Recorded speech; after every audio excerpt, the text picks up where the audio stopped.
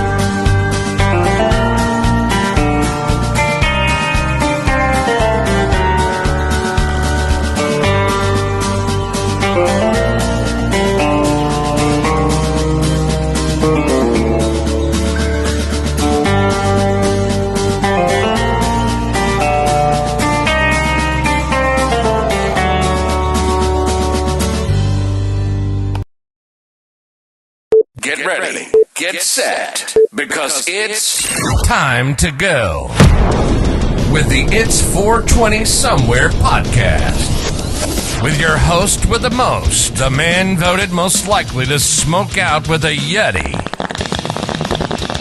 Mr. Brian Brown. Mr. Brian Brown. Now sit back and relax, because it's time to go live across the world. Because it's 420 Somewhere.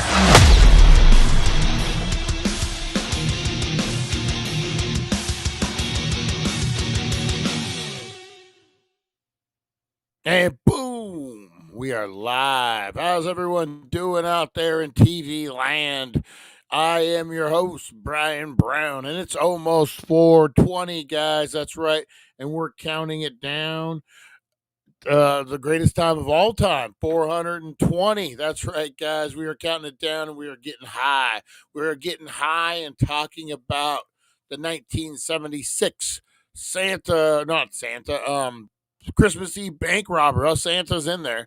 Santa's always in there. He's always watching. You guys know what I'm saying. We got a strain review. We got a whole bunch of stuff. How's everyone doing? Got a ton of people up on here. We got the comments. April, the beautiful, the lovely, the love of my life. April, how are you, April? Sorcerer Mickey is the first one up. Look at that. The Cal Ripken of the chat today. I'll give you that honor, the Cal Ripken of the chat today. We got RV Hooligans, whoop, whoop, whoop, Rosie Key. Hey, we got my favorite Grinch of them all, Supernova Mike. How are you, Supernova? And Rosie Key, the least Grinchiest one of them all. That's right, Rosie Key. We got the broken brain of Eric. That's right, guys, the broken brain. I had to rewatch his stocking stuffer unboxing. Man, I need money. I need money. No, so much. Last thing I need, and April will contest to this, is more stuff I can unbox. But oh man, I got the unboxing. I got the bigger for the unboxing. That's right. What was it? I don't know what that was. I just had a mini stroke. Live on the air. Hey, Lonnie, there he is, the man, the myth, the legend. Lonnie, original Danksta. No, original Danksta. But, oh, you know what? I didn't do this. I did not do this today. Let's switch that out. You guys don't need to see that. But listen to this, guys. Who's ready for True Crime Thursday? Oh, yeah.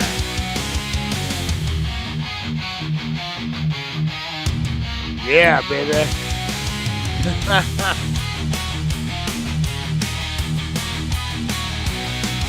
at this. Feel like it's Striper, Christian band. Blood on the pavement. Yeah. Crime in the night. Yeah. Shadows are moving. Fires ignite. Fire. Sirens are screaming. Darkness descends. Hunt for the villains. Justice won't bend. No. True Crime Thursday. Tales unfold. Murder mystery. Stories told. Yeah, baby. Feel the thrill. The rush of fear. On the Daily Dank, it's crystal clear. Ooh, look at that. Crystal clear. It's True Crime Thursday, guys. You gotta love AI, man. I made that in like 30 seconds. Man, the production, man. Anyone who has a podcast, anything, man, a little AI, boy, can really up your production value. This is like an 80s movie, like multiple different gangs are arming up to fight each other. You know what? Fuck, man. I'm gonna have to make that clip. Now, Eric, I'm gonna have to do like a Warriors, like maybe a Christmas. It's gonna be like, oh man, you're gonna be a lot of creative ideas. You know what also is a creative idea, guys? If you spark it up, if you toke it up, if you vape it up, if you eat it up. That's a weird way to say it. But however you're consuming your cannabis, whatever you're doing to celebrate 420, guys, I want you to shake that shitty stress off your shoulders, shake that monkey off your back, because it is, guys, 420.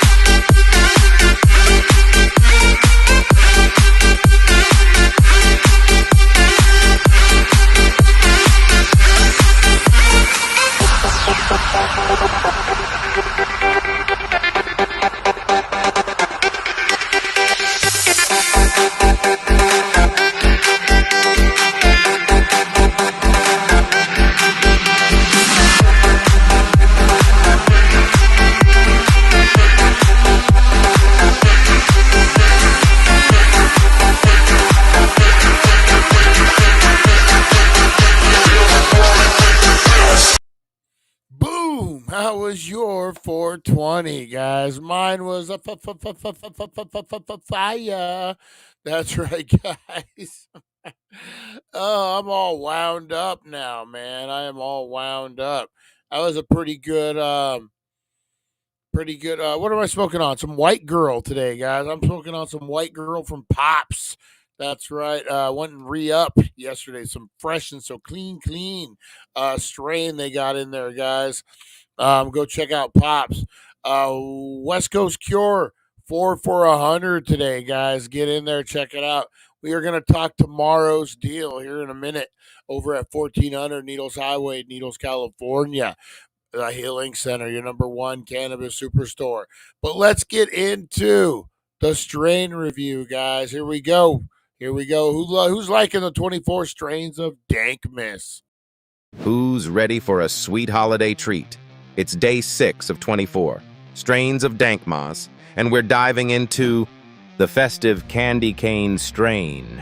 Just like the holiday classic, candy cane is a sweet and refreshing sativa hybrid that'll lift your spirits and keep you energized throughout the season. With its sweet, minty aroma, this strain offers an uplifting high that'll have you feeling jolly and ready to take on anything this holiday season throws your way. Fun fact, candy cane isn't just a treat for the senses. It's known for its euphoric effects. That'll melt away stress and bring you a burst of creativity.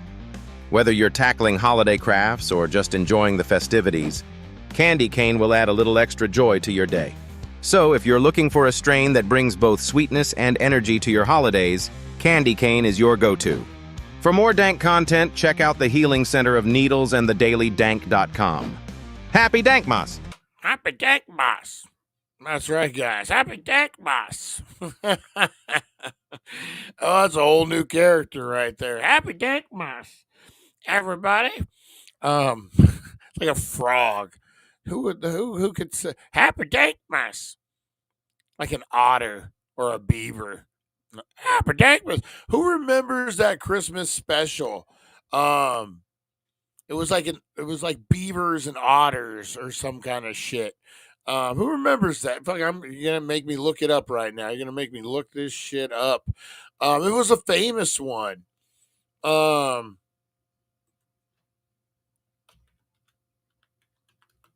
I'm looking at it. I have no idea what even.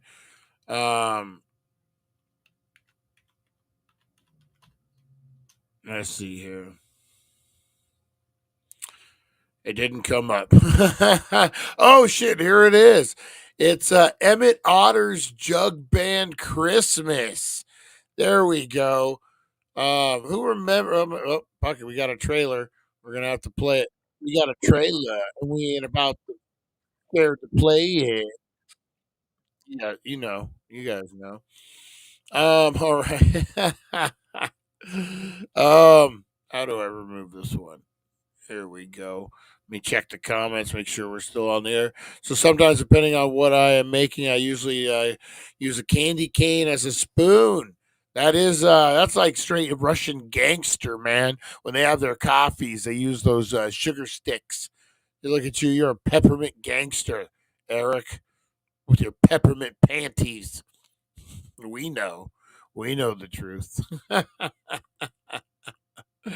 All right, guys, let's get into this one. Who remembers this jam? Has nothing to do with True Crime Thursday, but it's a throwback to my childhood and maybe yours. Who remembers this, guys? Oh, shit.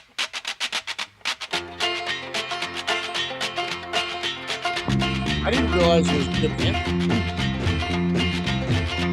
When you meet somebody that don't like soul food, they still got a soul. And it don't mean that you got no rhythm if you don't like rock and roll. But if you taste like mine, you like cider, not wine, and What do you do if you guys smoke too much weed and you woke up as a habit and you fucking saw this? barbecue is my spirit. I swear that it never fails. Yeah. And the sauce mama makes just stays here forever if you dare to get it under your nail. All right, we better stop before we get fucking copyrighted, before they boot me off the air. Who remembers that one, man? That's a good one. I totally remember that jam. Totally remember that jam. Let me remove this one. All right, guys, it is True Crime Thursday. That is right, and we are getting into some craziness. Today we are getting into the 1976. Oh yeah, I watched this one when I was tripping one time. Yeah, I'm telling you, that would be a tripping balls one. That would be a tripping balls one. Let's get into True Crime Thursday, guys. Oh yeah, True Crime Thursday on the dailybank.com.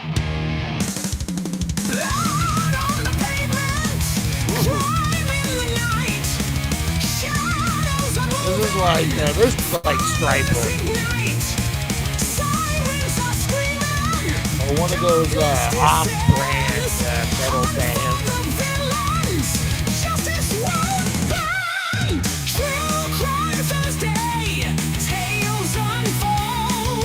I picture Eddie Murphy fighting some thugs in an old beat-up house over the Golden Child.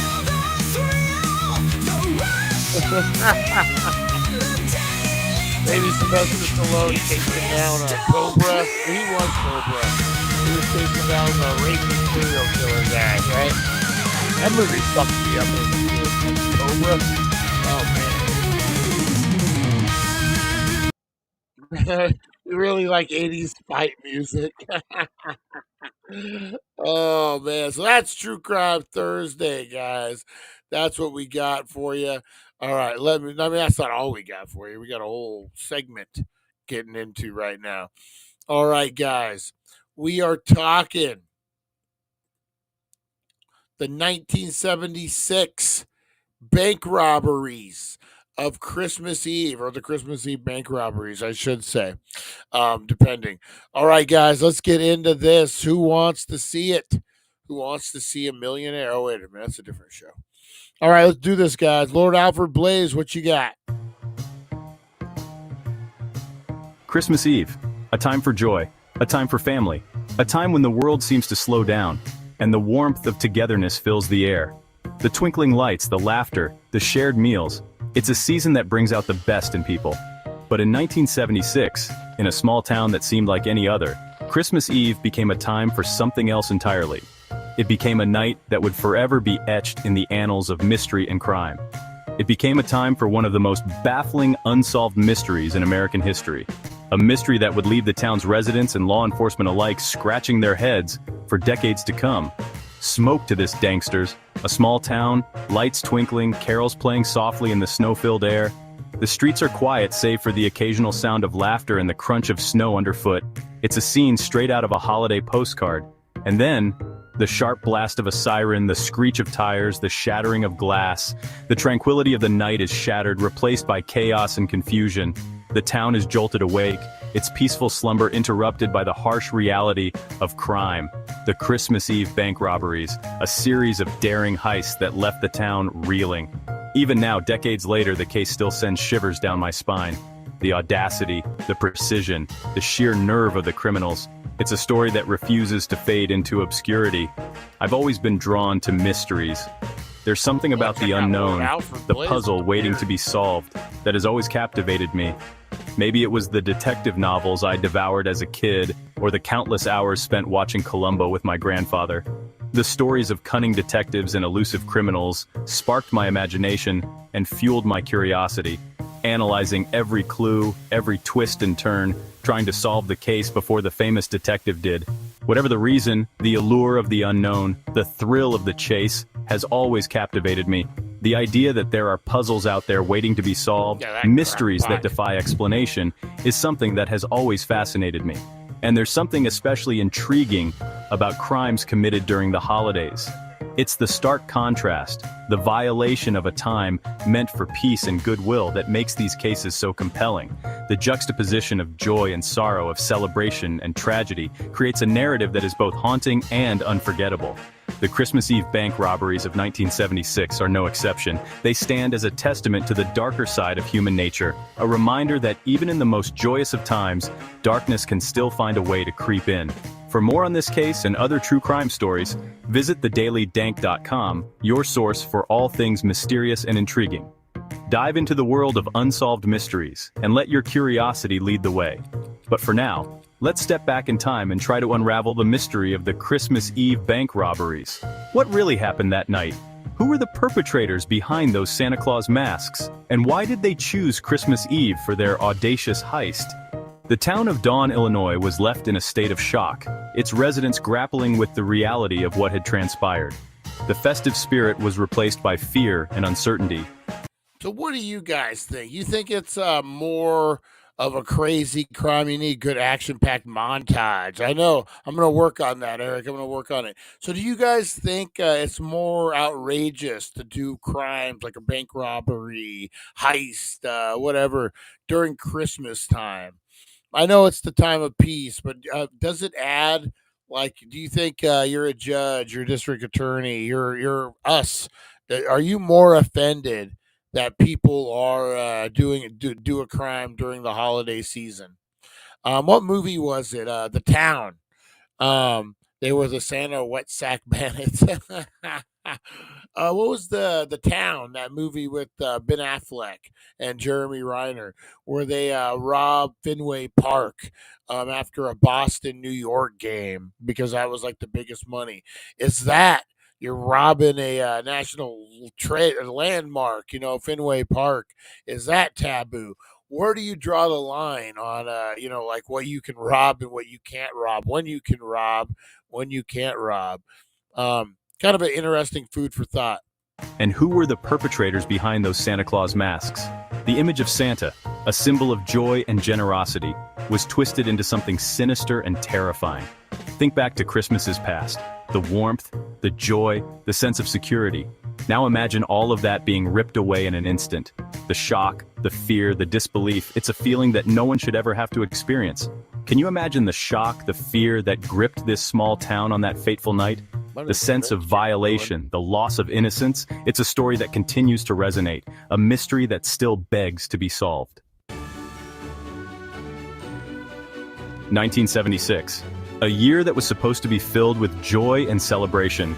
America was celebrating its bicentennial, marking 200 years of independence with grand parades, fireworks, and a renewed sense of patriotism.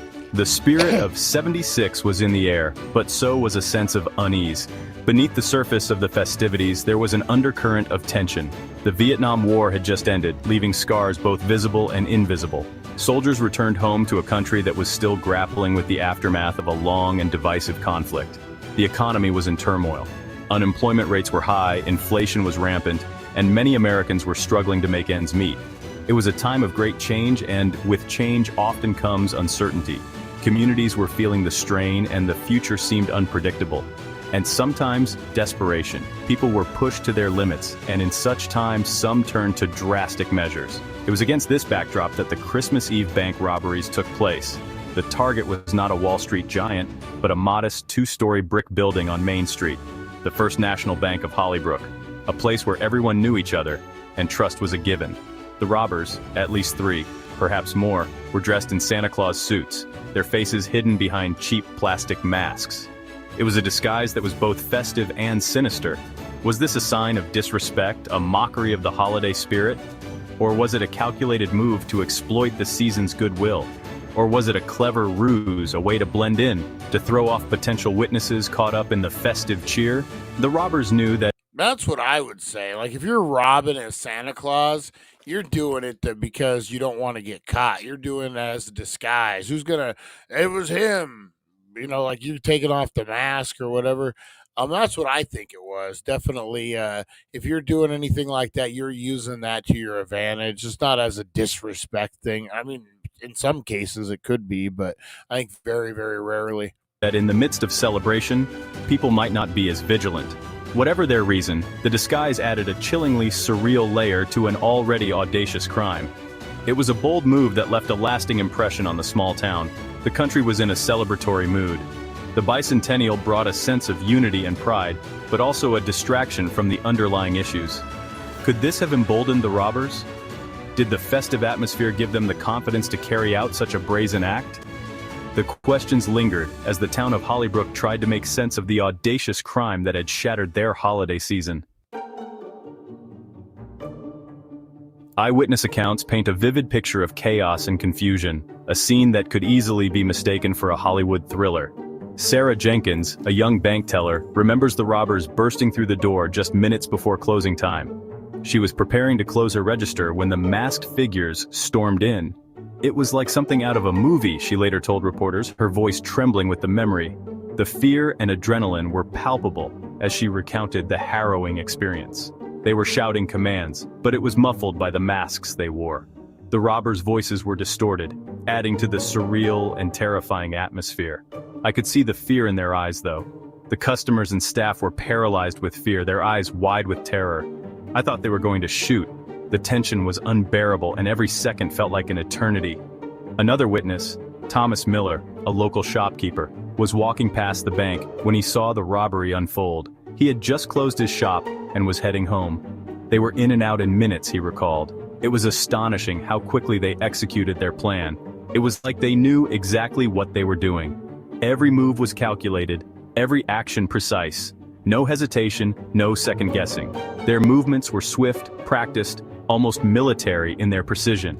They emptied the vault, stuffing duffel bags with cash before disappearing into the snowy night as quickly as they had arrived. The entire ordeal was over in a matter of minutes. The robbery had all the hallmarks of a professional operation. The precision and speed were unlike anything the witnesses had ever seen. But who were these masked figures? Their identities remained a mystery, hidden behind their disguises. And what drove them to such a brazen act on Christmas Eve? So what do you guys think? Let's see, I love 80s and 90s TV show opening montage. I know we need more of those. I mean, you know what? Maybe all the intros we do for the shows, I need to do like the 80s montage. What are you saying? All the Santas look the same? Oh my God. What do you mean, you Santas? Oh my Lanta. Oh man. You know what? I think fuck. It almost sounds like a military fucking some guys, maybe Vietnam vets, you know, it wasn't that far removed from Vietnam. Um the way they sound like military precision, everything was accounted for. Santa, I mean, almost sounds like some Vietnam vets. Those guys were having a hard time around this time, you know? The timing added an extra layer of shock and disbelief. Imagine the scene, the bank, the terrified customers, the robbers in their Santa suits. It was a surreal and nightmarish scenario. Could you have stayed calm under that kind of pressure? The witnesses' accounts give us a glimpse into the sheer terror and confusion of that fateful evening. Theories abounded in the aftermath of the robbery. Some whispered about an inside job, pointing fingers at disgruntled bank employees or those struggling with gambling debts. Others speculated that the robbers were seasoned professionals, perhaps even part of a larger criminal syndicate. The FBI, called in to assist the local police, remained tight-lipped about their investigation. They pursued every lead, no matter how small, but the robbers seemed to have vanished into thin air. The case went cold, the files gathering dust, the mystery deepening with each passing year. One theory, however, refused to die. Local legend had it that a shadowy figure known only as the Ghost was behind the heist. The Ghost, they said, was a master thief, a criminal mastermind who could plan and execute the perfect crime, leaving no trace behind. Was the Ghost a real person, or just a figment of a town's collective imagination, desperate for answers? Inside job or mastermind? What do you think? Who had the motive and the means to pull off such a daring heist? Could it be one and the same? What do you guys think? I mean, could one, like a teller, let these guys know, hey, you know, maybe it's an old lady, maybe like an old lady. Look at me, hey man, you old lady ratted us out. No, maybe it was one of the robbers' wives or sisters or you know whatever. Some guys down on the luck hanging out at the BFW, and they hear about you know what on Christmas Eve they got a shit ton of money from all the stores making deposits. And then they plan this heist. It could be one and the same. It doesn't have to be one or the other. Red herrings or Section dead 5, ends? Red Herrings and Dead Ends. The investigation was a tangled web of red herrings and dead ends. A suspicious car spotted near the bank turned out to be a false lead. A tip from an anonymous caller led nowhere. The robbers had vanished, leaving behind nothing but questions and shattered expectations. One piece of evidence, however, continued to baffle investigators. A single red ribbon tied in a perfect bow was found at the scene of the crime. Was it a calling card, a taunt, or simply a discarded Christmas decoration, an unfortunate coincidence? The ribbon became a symbol of the case, a tangible reminder of the robbers' audacity and the mystery that surrounded them. Years later, it would resurface, reigniting the investigation and offering a glimmer of hope for closure. What do you make of the red ribbon? A clue, a distraction, or something else entirely? You know what? I would almost say it's a message. If we're talking military guys, ribbons, maybe did the bank foreclose on somebody? Maybe somebody died. I don't know. A lot of you could tell. A lot of you could lead a lot into that. Ah, the thrill of the chase. The getaway becomes a race against time. Who will emerge victorious in this high-stakes pursuit? Stay tuned. The courtroom was abuzz with anticipation. Was this truly the trial of the century or merely a spectacle? The evidence was laid bare, but questions lingered. Justice, it seems, is not always black and white. Even as the dust settled, many questions remained unanswered. What really happened that fateful night? Were there hidden motives, or was it all just a series of unfortunate events? The mysteries linger, inviting us to ponder and speculate. As we wrap up our tale, we find ourselves at the crossroads of fact and fiction. The festive season brings a time for reflection and wonder. Perhaps in the end, the truth is a blend of both. Until next time, keep exploring. Oh, Lord Alfred always leaves us hanging at the end. So he got a couple things wrong. Pissed they got screwed over. So I have a stream request for Brian to talk about. It's everything that we didn't know about Mickey's. All right, you got it. You got it there, Mickey. We will do that. What's tomorrow? Friday? We'll do that Monday. Movie Monday. There you go. We'll do that Monday. I like it. Everything that we didn't know about Mickey's Once Upon a. I love that one. I love it. And to Once and Twice Upon a Christmas films. You got it. That's an easy one to do. That's actually I look forward to that one. So there was no trial. Oh, Lord Alfred got it wrong. The guys got away. Um, um, and pretty much that's it. That's all they have on it. They really didn't have any other. There was no arrest. That's what I'm thinking. I'm thinking it was a teller. If the guys were that precise and that, engaged, pretty crazy, guys. I love these old school 70s and 60s stories because not a lot of technology, not a lot of DNA type thing. It was really police work, like a detective skills, bouncing off, man, bouncing off. All right, guys, I appreciate you. I'm gonna get out of here. I got paperwork to do. Stupid paperwork, maker baker work. Yeah, I gotta for my court case. I gotta draft up some stuff. Ugh. All right, guys. I appreciate you. I will be back tomorrow, 7:10 a.m. I do too, Mickey. I do too. I'll be back at 7:10 a.m. doing all the things, guys. So make sure you're sticking around. I appreciate you. Bank manager trying to cash in on an insurance policy. Oh, no shit. That's a good theory. That's a really good theory. All right, guys. Appreciate you. I will see you on the flip side. You are loved. You are appreciated, guys. We'll see you in the morning. We'll see you. Thank you for joining us on the It's 420 Somewhere podcast. Broadcasting worldwide and brought to you by thedailydank.com. Check out our merchandise and amazing content. And follow us on all our social media. Now, you don't have to go home, but you can't stay here. All right. We'll see you guys. Have a good one. Whoop, whoop, whoop. Let's see. Rosie Key, Harvey Hooligans, Broken Brain, everybody, Mickey. Have a good one, guys. Have a good one. We will see. Be the glitch in the Matrix.